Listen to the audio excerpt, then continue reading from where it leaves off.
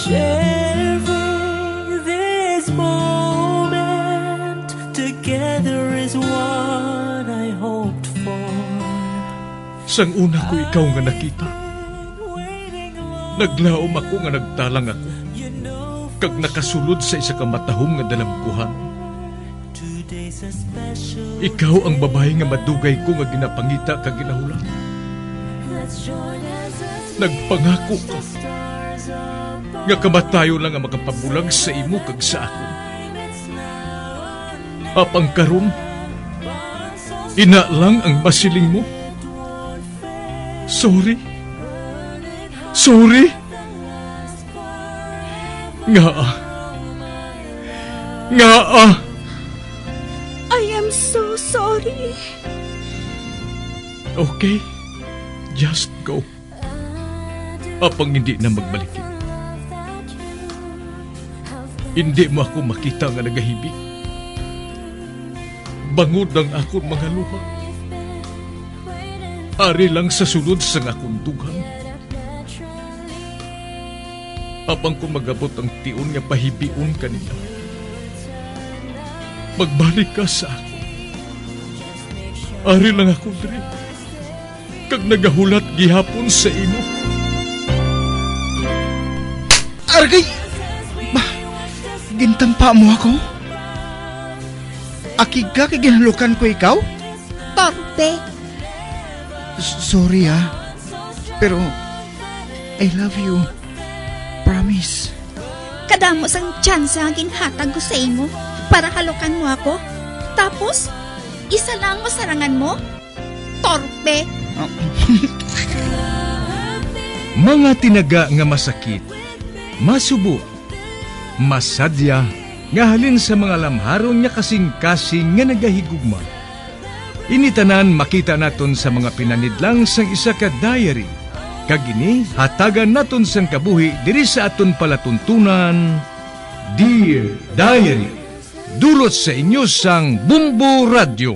Basta Radio Bumbo. It's a special day, my love.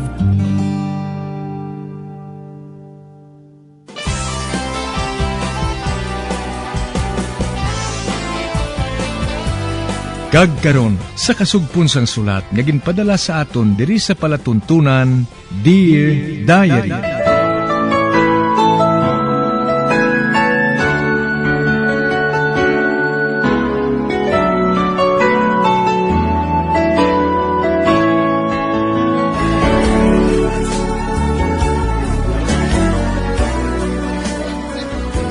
Dear Diary, bahin sa nagligad, nangin masubo ang pagsigulano ni Macfi kag Alexa.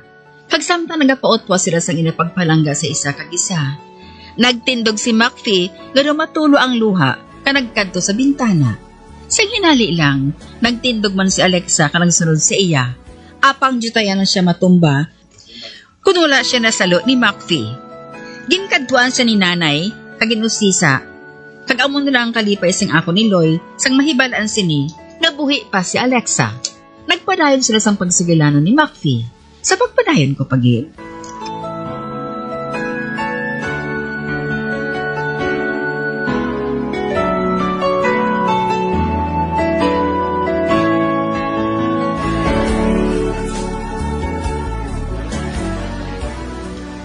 Sabta ko, Alexa. Nga ginbaylo mo ako sa lalaki nga pariho kay Norbert. Pagod ang miserable nga hitabo, kag pagpakanubo, kag ang kamatayon, kag wala ang Diyos o kung si Satanas nga makabulag sa aton. Wala kong inbuksan ang kasing-kasing mo. Ikaw ang nagbukas na. Kag sa pagbukas mo ngay na, ginbuksan mo man ang kasing-kasing ko. Luya ko pa nga mabuhi ka. Ano nga klase sang kabuhi? Kung ikaw, Ginoo ko. Luya ko pa nga mabuhi. Luya ko pa mabuhi sang 5 kagatos sa intalong sang duta.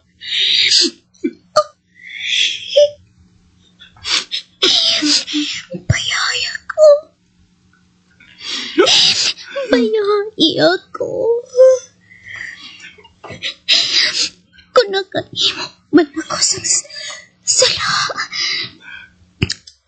bayaran ko ina sa kamatayon. Gusto na ina. Kinbayan mo man ako. Patawad ko ikaw. Patawaran man ako. Kabudlay magpatawad. Samtang nagatulog ako sa imo mga mata. Kag sa imo nagakurinot nga kuya. Ano kaya ako? Kag hindi pagipakita sa ako ng imo mga mata. Kalimti ang ginhimo mo sa akon. Ginahigog mo ba ako?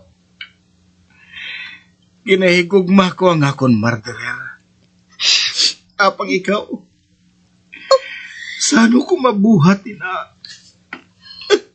Be, naghipo sila sa makadali. Pagod pareho sila nga nagahibi. Kag ang ilaluha, nagahugas ang ila na wow. Ay, Makfi, maabot na sa hindi madugay ang ginpabakal ko sa mga orange. Kag sa hindi madugay, maabot naman si Norbert. Hindi. Pabaya ko. Nga mahakos ko siya sa madugay. Apang Makfi, nabatian ko na ang kabulig nga nagapakadto sa kusina. Makfi, may, wala na sila nagahulag. Ay, Makfi, ara na siya. Masunod siya sa hindi madugay. Dalian na, maghalin ka na, Makfi. Magdiretso ka sa garden, kag magpalipod ka sa puno sa kahoy. Bali na ko, Alexa. Kung mabuhi pa ako, magkikita ako sa imo. Sa wala pa ako makatulog. Hindi ako magpalayo sa imo bintana. Hindi ako magpalayo. Mga 5 lang kayarda ako sa imo bintana. Hindi. Hindi ka magaling. Hindi ako maluyag. Oh, Alexa, ginuyatan mo nga akong kamot. Babalik ako sa sulod sa 1 ka oras. Bisan 1 ka minutos. Hindi ka maghalin. Kinahanglan kit. Babot na si Norbert sa hindi madugay. Hindi ka maghalin.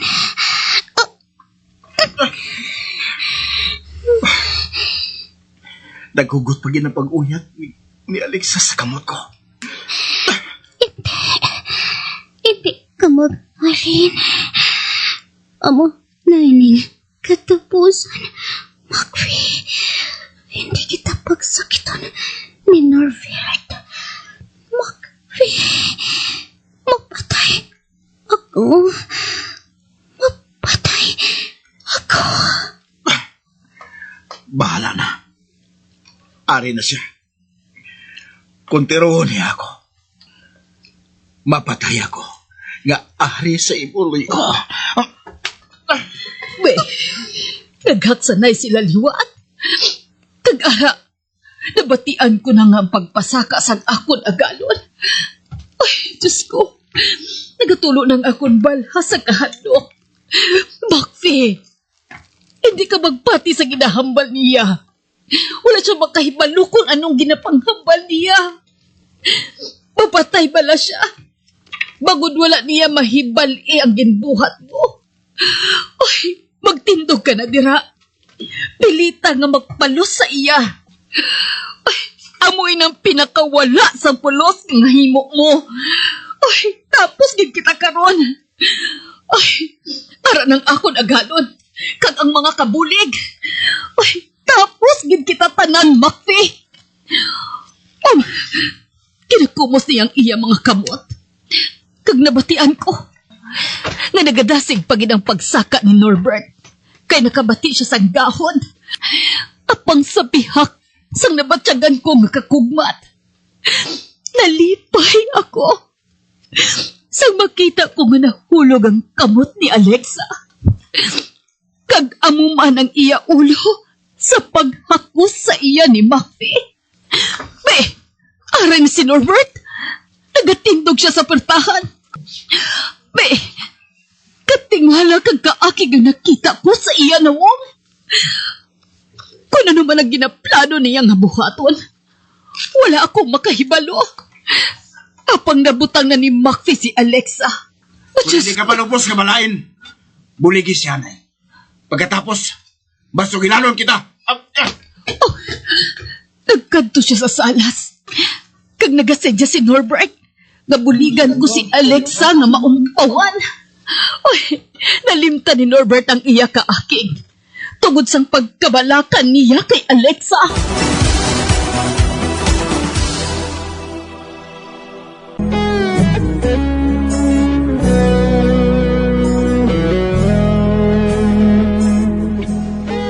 Hindi magpasagot si Alexa nga maghalin si Macfi. Gani nagahibing ang ginahako sa sang lalaki. Amo na lang kakulba ni nanay. Sa makita niya si Norbert, nga nagatindog na sa pertahan. Kag makita sa nawong sini ang katingala kag kaaki. Ginhambalan ni Macfi si Norbert na kung hindi pa sa lubos nga malain, buligan anay nga maumpawan si Alexa ka nagpadulong ini sa sala. Sa pagpadayon ko pagid.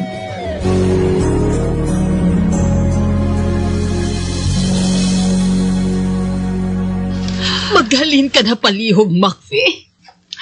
Samtang nalimtan ka sang makadali ni Norbert. Malakat ako. Apang dito ako matiner sa garden. Sugiran mo ako kung anong matabo sa mga gabi.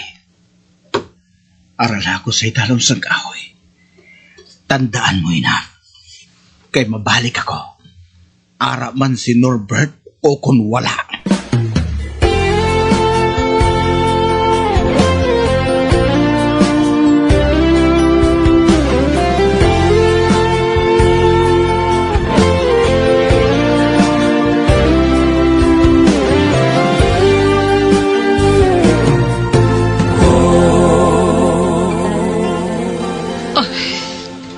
Malapit na 12:00 sang gabi. Kag nagakatulog ng anak ni Norbert kag ni Alexa. Isa ka bata nga babae. Gapito palang kabulan sa tiyan sang iya iloy. Natao na. Kag 2 ka oras ang nakaligan. Matapos nga mapatay ang iya iloy. Napatay si Alexa. Na wala makabalik sa husto niya nga kaisipan. Wala na niya makita si Macfi. Kag wala na niya makilala si Norbert. Kagkaina. Samtang nagakatulog pa si Norbert. Nagpanaog ako sa tuyo na makikita kay Macfi. Nagatindog gihapon siya sa puno sa kahoy. Kag nakahibalo ako nga madugay na siya nga nagatindog sa amusadto nga posisyon. Bangod basa sang tubi ang iya kalo. Walang siya nagahulag-hulag sa iya ginatindughan. Naunay siya sa pagtulok sa mga pispis nga nagahimo sang ilapugan. Nahulog ang isa kasangasang kahoy. Kag naglupad ang mga pispis. Kag nagpukwat man ang ulo ni Macfi. Kag nagtulok sa akon. Kadtuan ko siya liwat.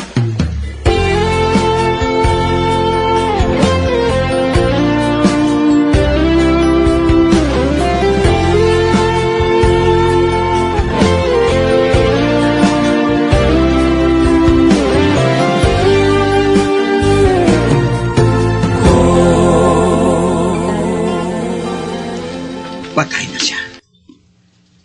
Gani, hindi ka mag-ipi sa tubang ko. Hindi niya kinanglan ang inyong mga luha. Sa una ko siya nga nakita ko pa nga nagduko siya. Kag naghulag ang iya mga bibig. Tungod nagapangamuyo siya.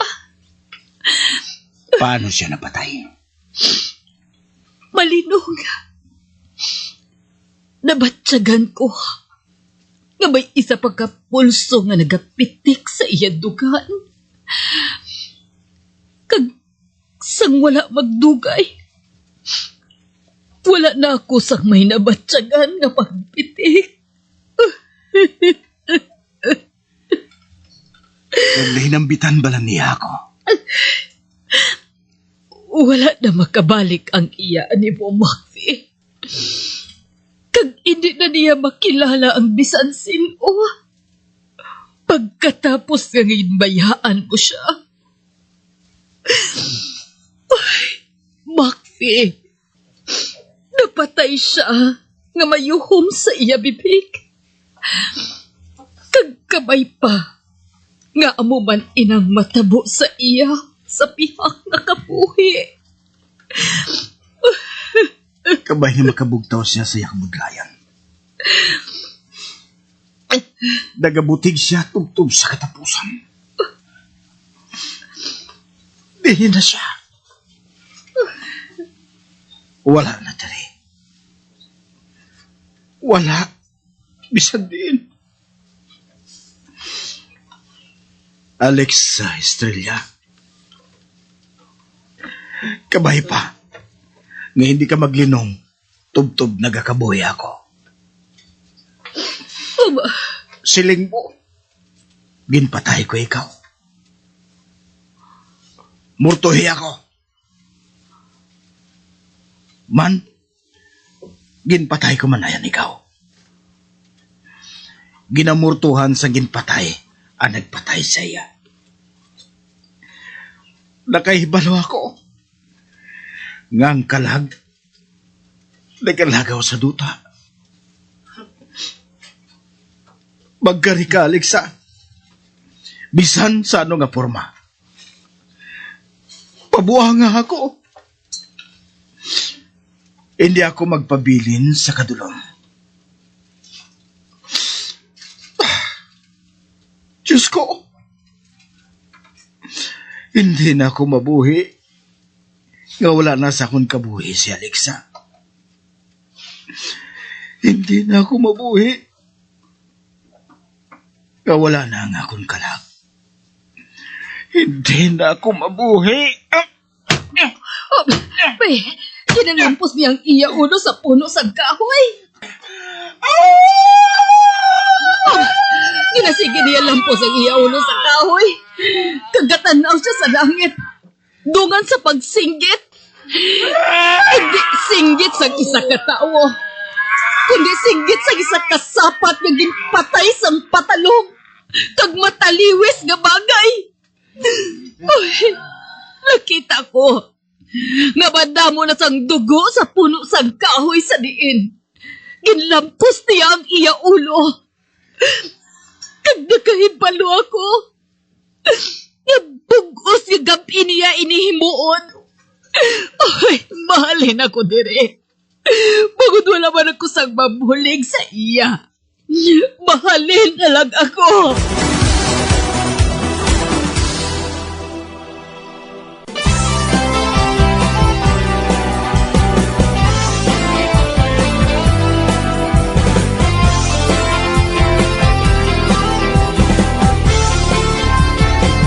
Mga abyan, sunda sa pagmamati, ang kasugpon sang sulat, nga ginpadala diri sa aton palatuntunan, Dear Diary. Padamo gid nga salamat. Basta Radio Bumbum.